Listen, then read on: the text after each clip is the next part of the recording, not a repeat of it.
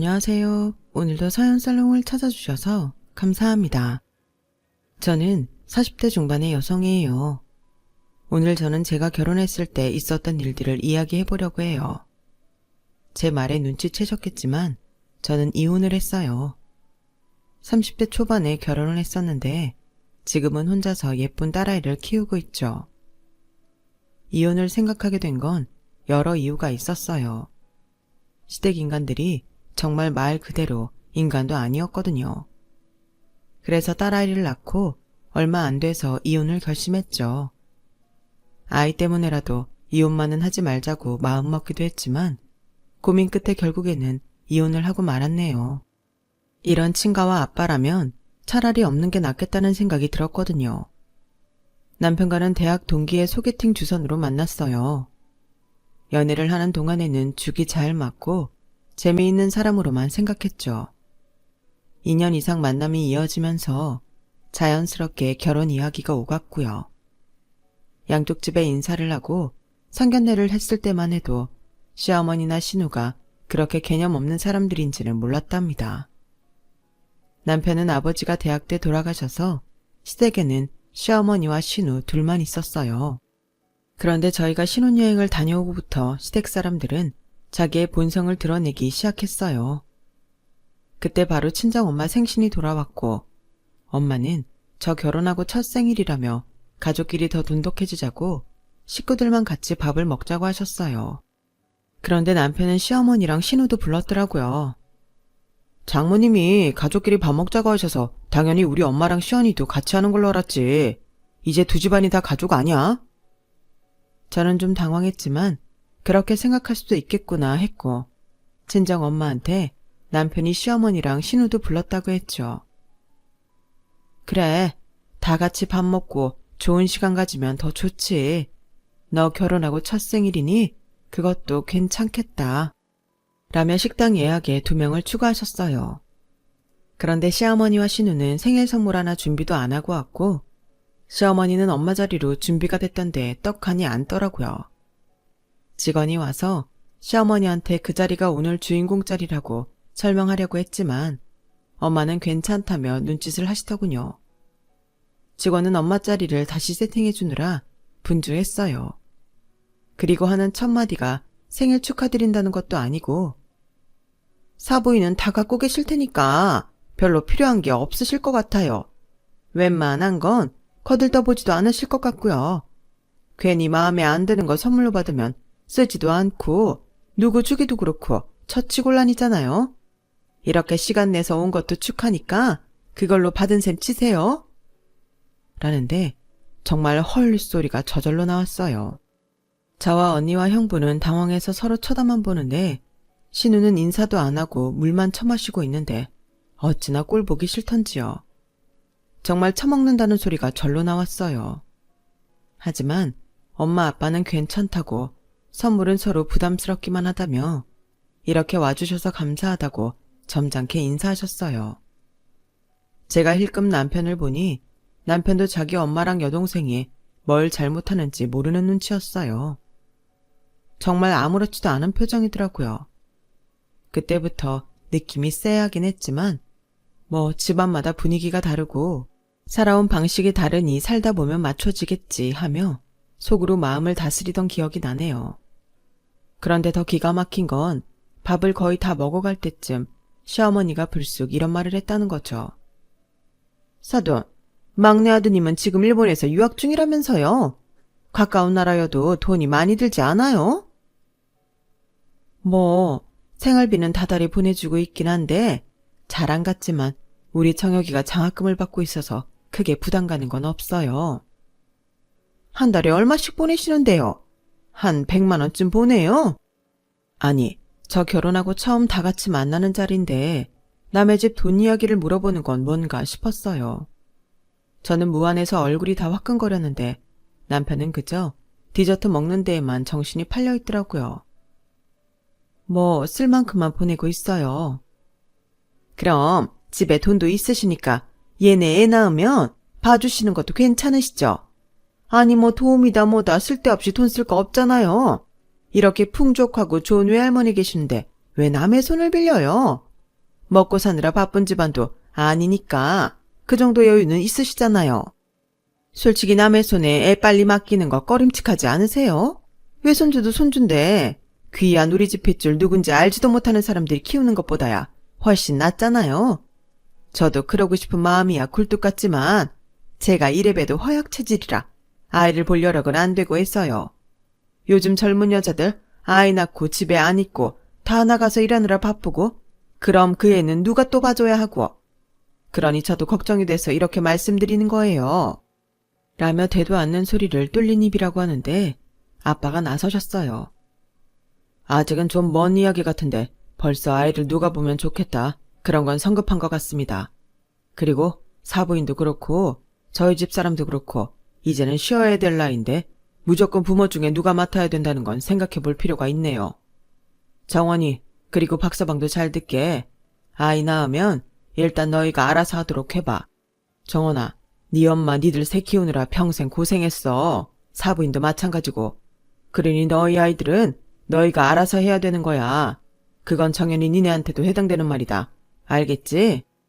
뭐 바깥 사돈 말씀도 틀린 건 아니지만 아무리 그래도 우리 애를 남의 손에 맡기는 거는 좀 그렇잖아요. 그것도 일단 애들한테 맡겨보는 게 좋을 것 같습니다. 이 이야기는 이쯤에서 끝내도록 하시죠.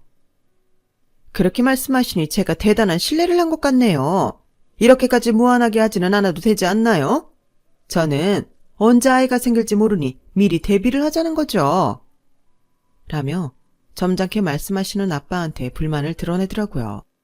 아니, 그런 건 말을 해도 저희가 하면 되는데 왜 그렇게 있지도 않은 아이를 우리 엄마 보고 키우라고 밀어붙이는 건지 정말 어이가 없었어요. 신우이는 아빠가 말씀하시는 동안 눈을 치켜뜨고 보고 있었고요. 한마디로 그 집안 사람들은 뭐든 자기들 중심으로 생각하고 그게 안 되면 다 상대 탓하는 그런 사람들이었어요. 생각해보면 결혼식 전에도 그런 경향을 보이긴 했어요. 양가 가족들 한복을 맞출 때였는데 신우는 원피스를 입겠다고 해서 한복을 안 하는 줄 알고 있었거든요. 근데 제가 남편하고 웨딩 플래너를 만나서 결혼식장하고 뷔페에 대해 설명을 듣고 있는데 시어머니가 남편한테 전화를 했었어요. 남편은 한동안 시어머니하고 통화를 하더니 저한테 엄마가 그러는데 우리 한복하는 데에서 시어머니 걸 빼놨다고 그런 걸로 돈 아끼려고 그러냐며 속상해 하시네. 그거 아가씨가 원피스 입는다고 해서 그런 거야. 정욱이도 양복 입는 데서 한복 안 했거든. 그래서 내가 그렇게 말했는데 시어머니가 왜 자기만 한복이 없냐고 난리를 쳤나 봐. 근데 좋은 게 좋은 거라고 하나뿐인 오빠 결혼식에 한복 얻어 입고 싶어서 그러는 것 같은데 동생 거 지금이라도 같이 하면 좋겠어. 그래, 그럼 아가씨는 옷 2벌 해주는 거나 마찬가지인 거야. 우리 집에서는 그런 사람 없잖아. 어머니와 혼주이고 이것저것 챙겨드려야 되는 거 맞지만 다른 건 좀 오빠가 잘 정리해줬으면 좋겠어. 알았어. 앞으로는 내가 선 그을게. 고마워. 그러고 끝난 줄 알았는데 며칠 후 남편하고 같이 밖에서 저녁 식사를 하고 있는데 언니한테서 전화가 왔어요. 한복집에서 전화가 왔는데 너 신우가 와서 아주 폭풍을 일으키고 왔단다. 여기는 자기한테 어울리는 옷감이 없다고 제일 비싼 걸로 주문해놓고 갔는데 2시간 사이에 6번이나 전화를 해서 옷감을 계속 바꿨대. 그것뿐인 줄 아니? 거기에 있는 비싸다는 한복들은 죄다 꺼내서 다 몸에 대보고 그 중에 하나는 가져갔대. 그리고 니네 시어머니 거진 다 만든 한복을 처음에는 팔이 불편하다고 해서 고쳤더니 이제는 색깔이 자기한테 안 받는다고 다시 해달라고 했대. 한복집에서 아주 못해 먹겠다고 엄마랑 나한테 하소연하고 난리 났어. 내가 결혼할 때 한 집이기도 하고 나는 거기 사장님 딸하고도 친분이 있는데 이렇게 신뢰를 해놓으면 내 입장이 뭐가 돼. 저는 그 이야기를 들으며 점점 표정이 굳어졌어요. 가까이 앉아있던 남편도 다 들었는지 저한테 면목 없다며 계속 미안하다고 사과했어요. 그랬기 때문에 저는 남편은 좀 다를 거라고 착각하고 있었어요. 이제 이야기를 들어보시면 시어머니랑 똑같다는 걸 아실 거예요. 한복은 결국 엄마가 한복집에 가서 사과하고 시어머니와 시누이가 가져간 한복이며 다시 맞춘 한복들 값을 다 지불하고 그냥 해달라는 대로 해주시라고 잘 부탁한다고 인사를 하고 마무리를 했어요. 그랬기 때문에 엄마 생신을 치르고 나서 되도록 시댁하고는 자주 만나지 말아야겠다는 생각만 했죠. 그런데 정말 어이없는 일이 생기고 말았어요. 그 일은 결혼하고 석 달쯤 지난 후에 일어났어요. 퇴근을 하고 집에 왔는데 현관문이 열려있길래 저는 남편이 먼저 왔나 하고 들어갔는데 시어머니가 혼자 소파에 앉아서 커피를 마시고 있더라고요. 어머니, 어떻게 말도 없이 오셨어요? 그리고 집은 어떻게 들어오신 거예요? 그도 그럴 게 시어머니랑 시누이는 지방에 살고 있었고 온다는 말이 전혀 없었거든요. 저는 혹시 안 좋은 일이라도 있나 해서 놀라기도 했지만 한편으로는 시어머니가 너무 태평하게 있어서 헷갈리더라고요. 우리 오늘 니네 밑에 층으로 이사 오잖아. 너도 가서 짐 옮기는 것 좀 거들어라. 안사돈도 오셨어? 네? 우리 엄마가 지금 일을 하고 있다고요? 저는 시어머니가 저희 밑에 층에 이사 왔다는 것보다 엄마가 거기서 일을 하고 있다는 게 더 충격이었어요. 옷만 갈아입고 정신없이 내려가 보니 정말 먼지가 뽀얗게 일고 있는 북새통 속에서 엄마가 짐을 꺼내서 챙기고 있더라고요. 엄마, 지금 이게 뭐 하는 거야? 엄마가 여기 왜 있어? 아침에 사동 양반이 전화했더라. 오늘 자기네 여기로 이사 오는데 너는 회사에서 일하느라 집에 늦게 올 테니까 나더러 대신 와서 짐 정리 좀 도와달라고. 뭐 사돈집 이사한다는 걸 전화까지 해서 알리는데 가만히 있기도 좀 그렇잖아. 아무리 그래도 엄마가 이걸 왜 하고 있어? 이건 아니지. 됐어. 사돈 건강도 안 좋다는데 건강한 내가 하면 되지. 그나저나 넌 괜찮아? 아직 신혼인데 시댁이 바로 미치면 니네 마음대로 뭐 하는 거 눈치 보이지 않아? 나는 오는지 알지도 못했어. 오빠도 그런 말 안 했고. 박사방은 나한테 전화해서 네가 아는 것처럼 말하던데. 제가 전혀 몰랐다고 하니 엄마도 표정이 안 좋아지셨어요. 그때 시누이가 양팔에 쇼핑백을 잔뜩 걸고 나타나서 까치발을 하고 집에 들어오더라고요. 아직도 다 안 치웠네? 아우 지저분해. 아가씨는 집 정리 안 하고 어디 갔다 오는 건데요? 나이 드신 어른이 일하는데 하루 종일 놀다 와서 그게 할 말이에요? 어머, 새언니는 왜 나 보자마자 화내고 그래요? 서울 오랜만에 오니까 좋아서 좀 나갔다 온 건데 그게 이렇게 호통칠 일이냐고요? 하더니 훌쩍훌쩍 울기 시작했고 마침 내려온 시어머니는 아니 넌 어떻게 시댁 무서운 줄 모르고 이러니? 아무리 어려도 얘가 네 신우인데 그렇게 면전에 대고 떽떽거려서야 되겠어? 사부인, 저 정말 속상하네요. 아무리 요즘 젊은 사람들 예의 범절이 없다지만 시댁 식구들한테 큰 소리나 치고 이게 뭡니까? 어머니, 그건 저도 할 말 있어요. 오빠의 장모님이면 아가씨한테도 어려운 분 아닌가요? 그런 나이 드신 분이 오셔서 이사 돕는다고 이 시간까지 일하는데 밖에서 하루 종일 있다가 들어와서 집 정리 안 됐다고 하는 것도 예의 범절 없게는 마찬가지인 것 같아요. 어머 세상에, 너 이렇게 말 잘하는 애였니? 정말 몰랐다. 어디 너 무서워서 여기서 숨이나 제대로 쉬고 살겠어? 라며 호들갑을 떨며 저를 나쁜 사람으로 모는데 친정엄마는 자기는 괜찮다며 얼른 정리하고 저녁 드시라며 제 손을 잡고 집으로 올라왔어요. 저는 엄마를 택시 태워서 보내드린 뒤 남편이 퇴근한 다음 한바탕 했어요. 오빠는 날 뭘로 생각하길래 시어머니 이사 오는 걸 말 안 해? 그리고 우리 엄마 와서 이사 돕는 거 왜 말 안 했어? 이게 대체 뭐 하자는 거야? 내가 오늘 얼마나 황당했는 줄 알아? 거꾸로 생각해봐. 오빠가 퇴근하고 왔는데 집에는 우리 부모님이 앉아서 느긋하게 커피 마시고 있고 시어머니가 우리 엄마 아빠 이사하는 집에 가서 일하고 있으면 기분이 어떻겠어? 대체 날 뭘로 생각하고 이렇게 무시해? 그리고 시댁에 우리 집 바로 밑이라니. 이건 좀 너무하잖아. 이런 건 나하고 상의를 했어야지. 오빠가 집 얻는 거 도와줬다며. 내 입장은 생각 안 해? 여자들한테 시댁이 얼마나 어려운데. 이렇게 코앞에서 같이 살면 어쩌라는 거야. 난 불편해. 난 안 바쁘냐? 엄마랑 장모님하고 전화하느라고 뺏긴 시간도 있는데 나도 일은 해야지. 그리고 힘든 일 있으면 서로 도울 수 있지.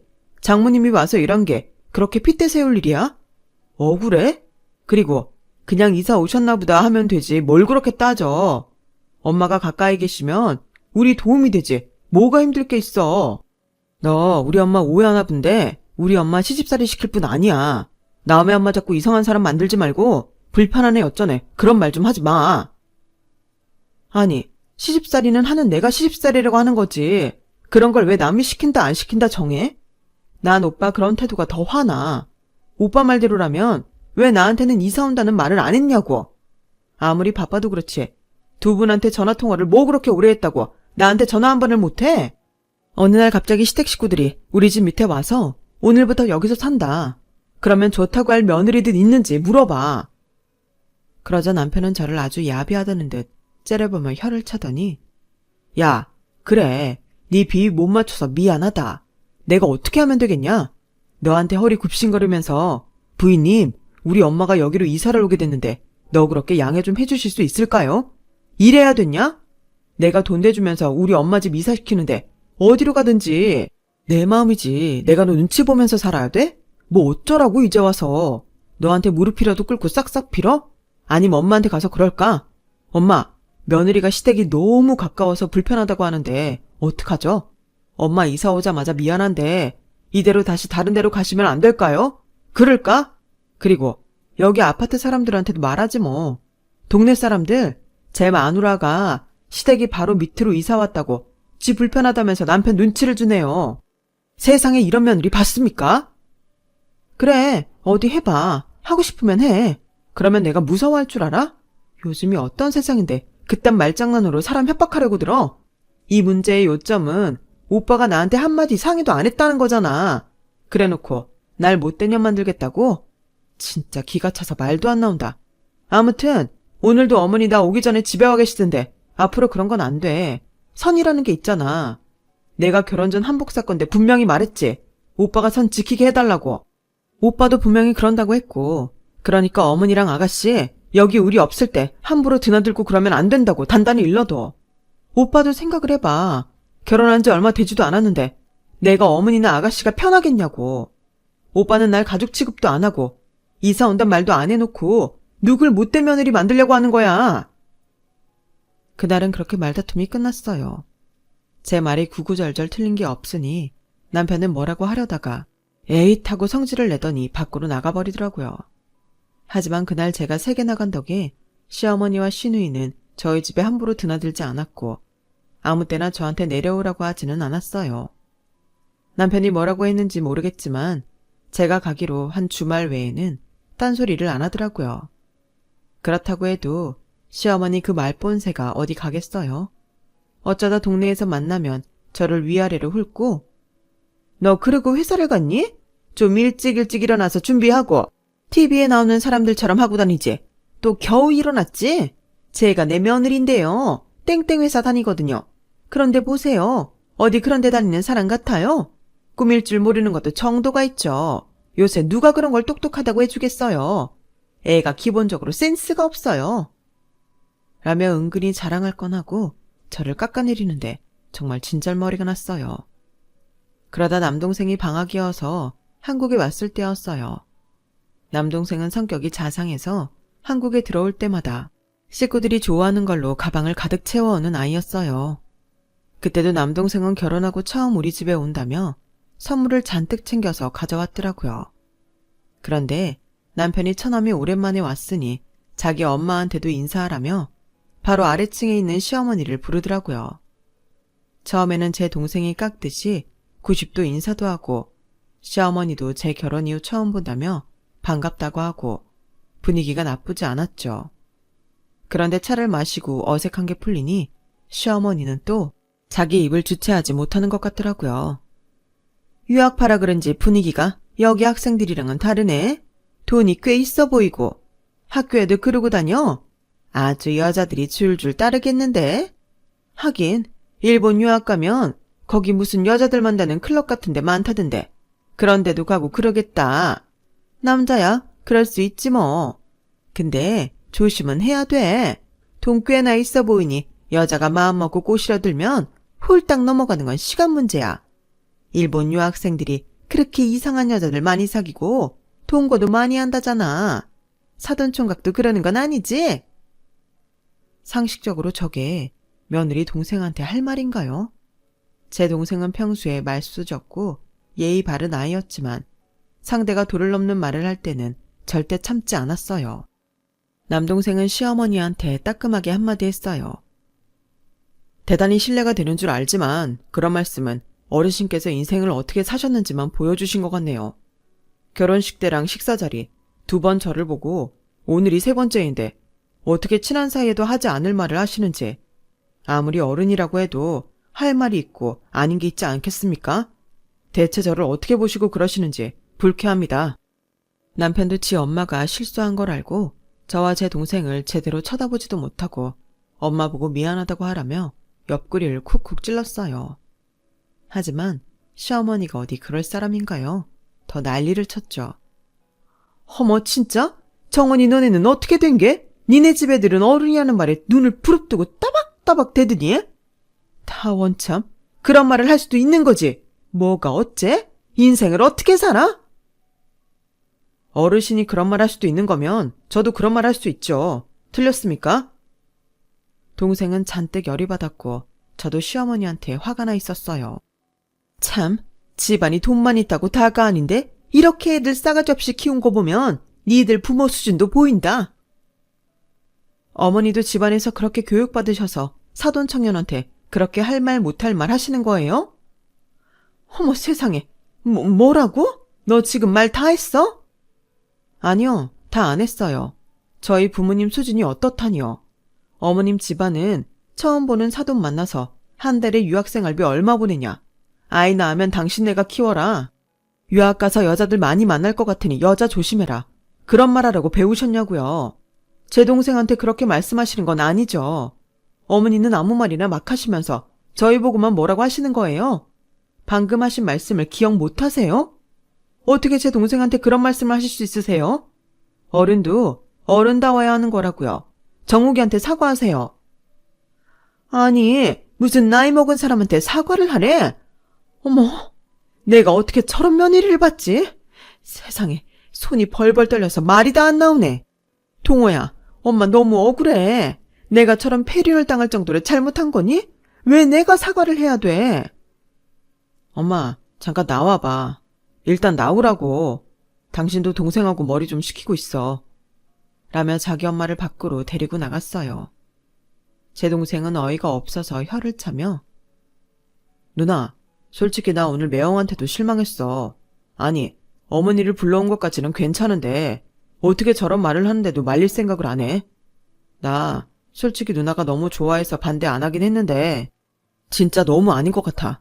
지금이라도 다시 생각해봐. 저도 같은 마음이었지만 그때 이미 저는 임신 중이었고 남편이 그래도 아이에게는 좋은 아빠가 돼줄 거라고 생각했죠. 하지만 아이를 낳고 난 후 알게 된 사실들은 제 예상을 빗나갔어요. 딸을 낳고 6개월 후 회사를 다시 나가야 했을 때 친정아빠는 말렸지만 엄마는 아이를 봐주고 싶다고 했어요. 도우미 구하기도 힘들다며. 내 손녀인데 내가 봐줘야지. 엄마 하나도 안 힘들어. 아빠는 내가 힘들까봐 걱정돼서 그런 거지 너희 돕지 말라는 건 아니야. 엄마는 하나도 안 힘들어. 이렇게 이쁜 손녀 보는데 뭐가 힘들어? 눈에 넣어도 안 아플 내 새끼인데. 라며 엄마는 딸아이를 품에 안고 놓지를 않았어요. 그러자 아빠도 그럼 좋은 도우미 구할 때까지만 엄마가 봐주는 걸로 하자고 했죠. 시어머니는 기대도 안 했지만 정말 눈끝만큼도 도와주지 않았어요. 그러면서 앉아서 잔소리만 했죠. 우리 때는 그렇게 유난 떨지 않아도 일하면서 다 키웠다. 너만 애 낳은 것도 아니니까 우는 소리 너무 하지 말고. 근데 애 배냇저고리는 전부 수면 맞지? 이거 무슨 브랜드니? 라며 자꾸 헛소리만 하니 속이 터질 것 같았어요. 그래도 시어머니나 시누이가 전보다 좀 풀이 죽었는데 그 이유는 남편이 다니던 회사가 합병이 된다고 했고 그러면 남편 부서가 대거 공고사직을 당할 거라는 이야기가 돌았거든요. 아들 직장이 위태롭다고 하니 걱정은 되나 보더라고요. 그래도 매일 친정엄마가 바로 위에 오셔서 아이 봐주느라 하루 종일 힘들게 계시는데 단 한 번을 전화도 안 하고 모르는 척하는 게 저는 정말 너무 얄미웠어요. 엄마는 손녀가 예뻐서 하나도 힘들지 않다고 했지만 퇴근하고 와보면 엄마가 저보다 더 피곤한 게 한눈에 보였어요. 그때 생각만 하면 지금도 정말 가슴이 아프답니다. 그래서 저는 엄마한테 도우미한테 주는 만큼이라도 드리고 싶어서 남편한테 이야기를 했어요. 당신 회사에서 어떻게 될지 모르니까 그 돈은 다 내가 낼게. 그러니까 엄마 드린다고 뭐라고 하지 마. 내가 장모님 우리 예진이 봐주시는 비용 드리는데 왜 뭐라고 하겠어. 그래도 얼마 드릴 건지는 말해. 나도 대충 알고는 있어야 될 거 아니야. 얼마 생각하고 있어? 한 8만 원 드릴 거야? 뭐 왔다 갔다 차비까지 해서 딱 10만 원 맞추던지. 뭐? 얼마라고? 10만 원? 차비까지? 설마 1급 얘기하는 거야? 무슨 소리야. 한 달에 10만 원이지. 어떻게 1급 10만 원을 들여. 있잖아. 더 말하면 내 속 터질 것 같으니까 그건 내가 알아서 할게. 당신 돈 쓰게 안 할 테니까 전적으로 나한테 맡기라고. 그리고 요새 도우미 한 달 월급이 얼마인지 알고는 있어? 어떻게 엄마한테 한 달에 10만 원 드리라는 소리를 해? 그런 발상은 어떻게 나오는 거야? 아니, 솔직히 장인어른 돈 많으시고 장모님도 건물도 있잖아. 우리가 주는 돈이 정말 필요하시겠어? 그러니까 우리도 성의 표시나 하자는 거지. 우리가 도우미처럼 월급 주면 받으실 것 같아? 줘볼 생각이나 하고 그런 말에 대체 어떻게 생겨먹은 머리면 그런 계산이 나와? 뭐? 말 다 했어? 내가 회사에서 잘리게 생겼다고 너 나 막 무시하는 거지? 아니, 애 키우는데 그럼 얼마 드리겠다고? 나 못 드려도 150만 원은 드려야겠으니까 그런 줄 알아. 야, 너 나 모르게 돈 들어오는 데 있어? 무슨 150이야. 매달 그 돈 주고 우리 생활은 뭘로 할 건데? 그러니까 오빠도 다른 회사도 알아보고 열심히 좀 뛰어다녀. 우리 예진이 키워주시는 건데 그럼 그것도 못 드려? 그 돈이 그렇게 아까우면 내가 들어 앉아서 전적으로 키우게 돈이나 펑펑 벌어오든가. 그래, 결국 본색이 드러나는구나. 내가 돈 못 번다고 이런 식으로 나온다 이거지? 참, 진짜 사람 구차하게 만드네.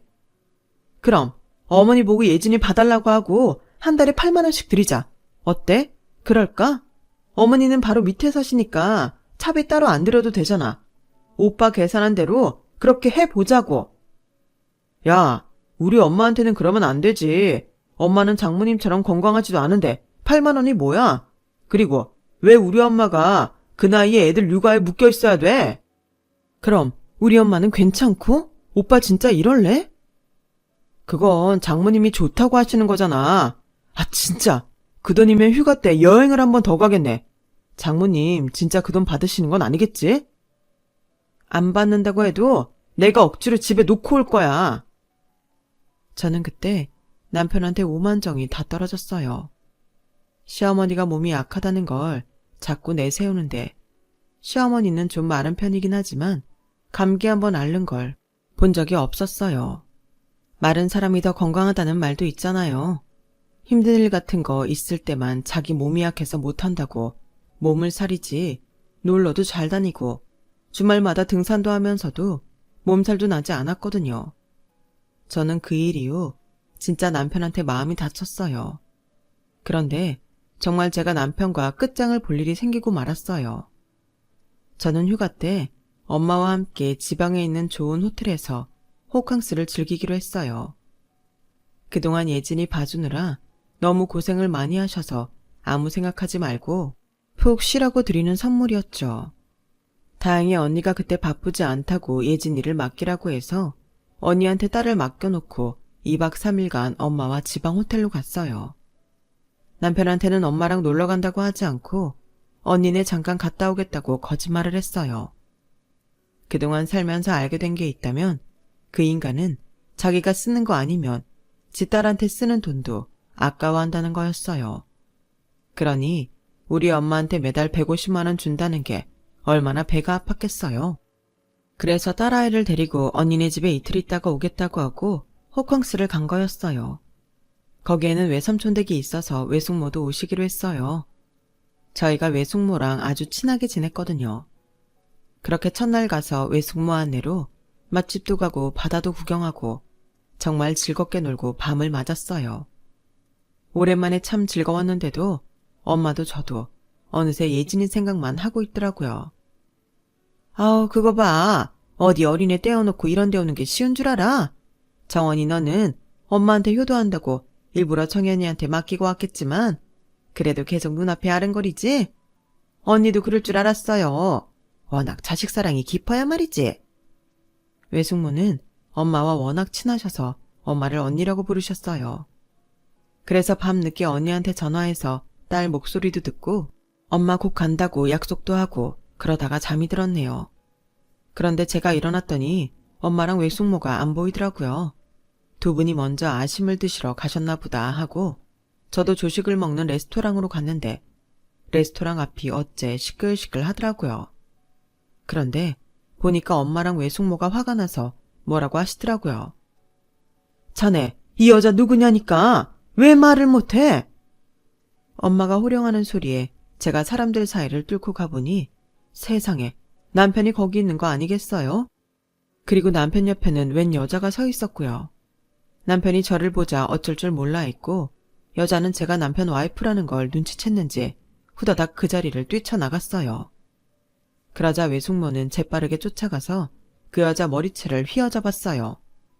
야, 너네 바람 폈지? 이것들이 미쳤나 정말?